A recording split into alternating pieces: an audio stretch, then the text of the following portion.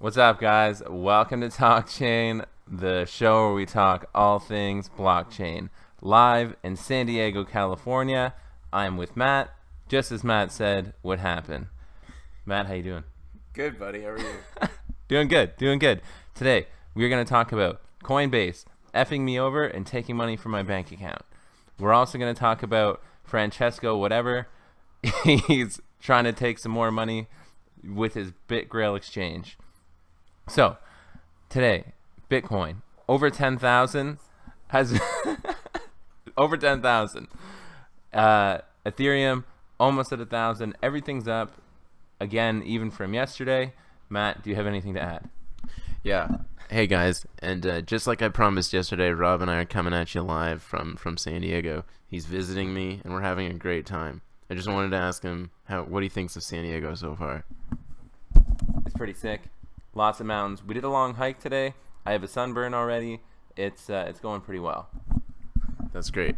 So, yeah, I think, it's great. I kind of talked about this yesterday. I thought that the U.S. congressional hearing was very bullish, and we're kind of moving in that direction. I'm still not convinced that we're going to make some sort of crazy all-time highs or anything. And if we look quickly at the Bitcoin chart, we are sort of moving along this trend line that I thought we would, and I really think that we're going to hit this other support line before we start seeing some more consolidation. So we'll see what happens with that. But Rob, I think you need to tell the people what happened with Coinbase and what happened. What did they do to you? Tell us.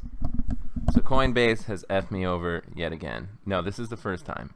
So Coinbase has had an issue with taking money out of bank accounts, including my own personally.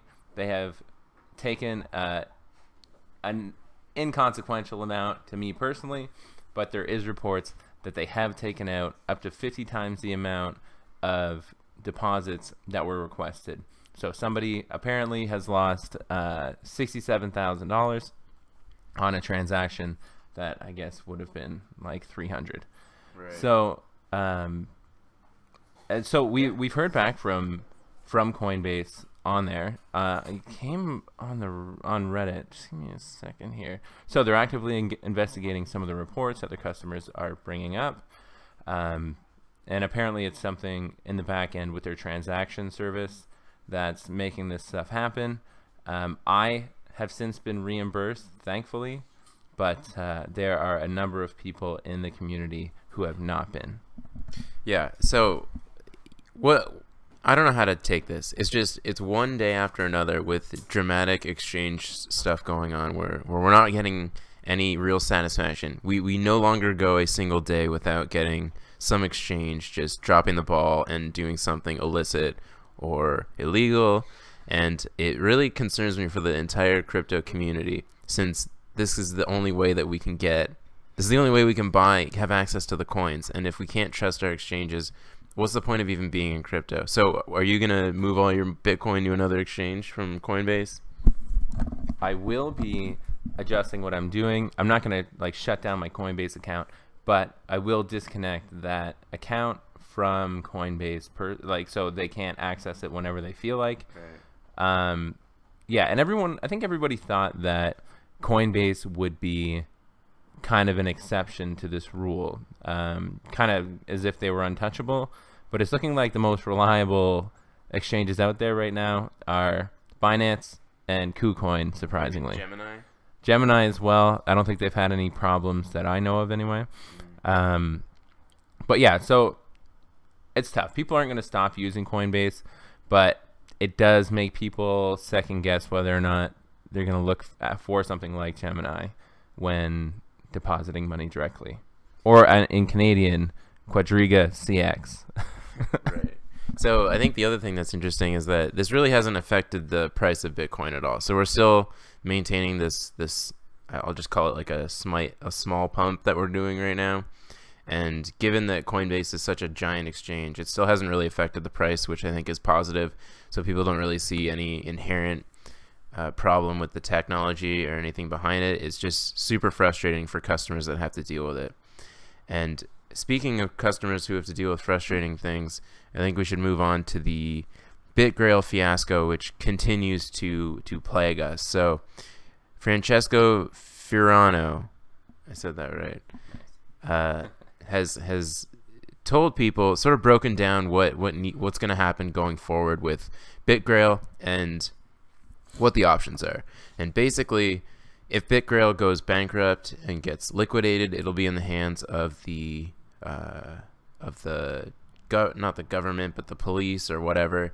All the assets are going to be in control of a regulatory body, and they're going to be divided up, and the people who lost stuff are going to get paid something.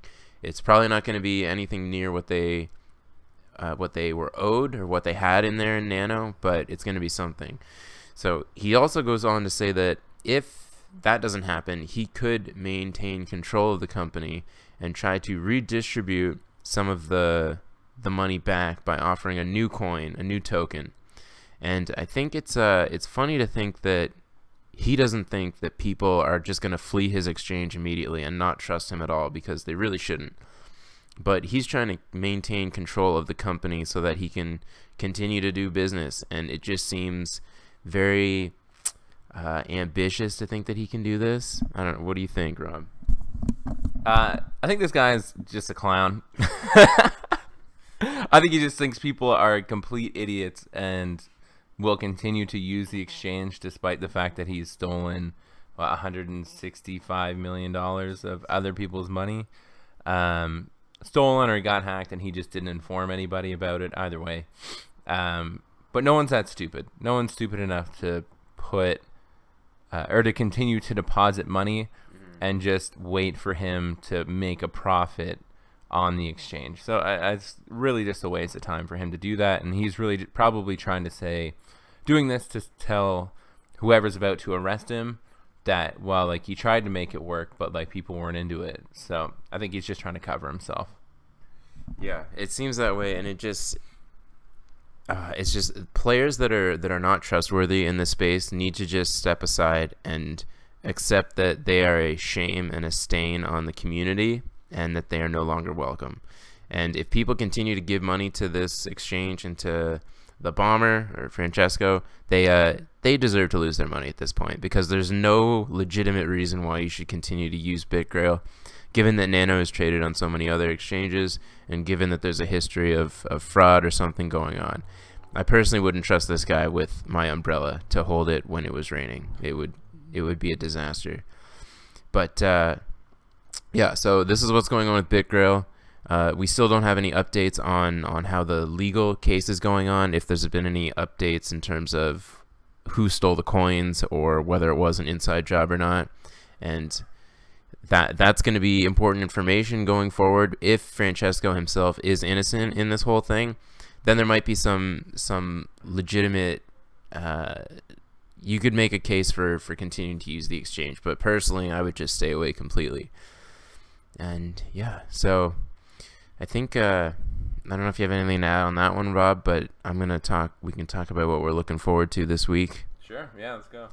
So personally, I think that since we've been seeing this pump continue, I don't see it slowing down short term, and I currently have all of my fiat in Ethereum that I had started with earlier in the month. So continuing to watch that rise. I think Ethereum is a buy at this price, and it's definitely worth holding on to long term, just given how much adoption it's had and how really great smart contracts are, I think, personally. Personally, I'm going into Neo. Neo is essentially China's version of Ethereum. They only have, I believe 5 ICOs on there currently, but that number is going to exponentially grow, especially as regulation in China becomes more in favor of crypto, which it seems like it's going to be over the next short little while. But let me cap this off here. That's it for today. Like, comment, subscribe. Don't forget to share anything. Facebook, Instagram, Reddit, Steam, whatever you want. Yeah, that's about it. Thanks a lot, guys, for watching. Really appreciate the views.